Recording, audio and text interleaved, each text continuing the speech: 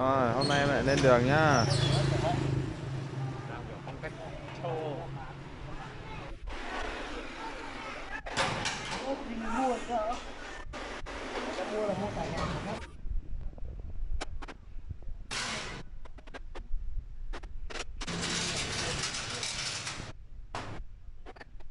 Ôi đi xuống đi con.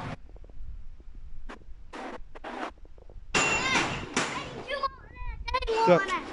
Vô.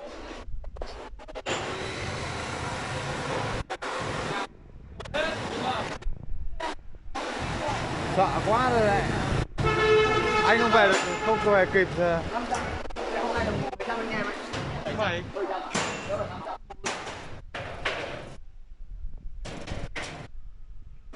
Lên đường. Ngày hôm nay sẽ đi ba em, từ giờ đến chiều sẽ đi ba em. Đấy.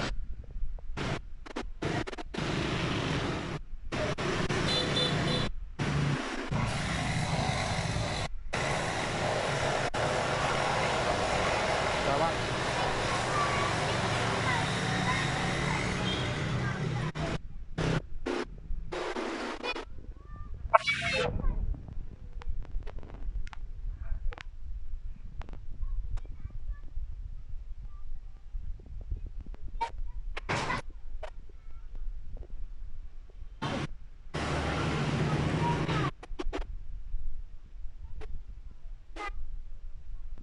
Vũ ơi, đi về đây Vũ.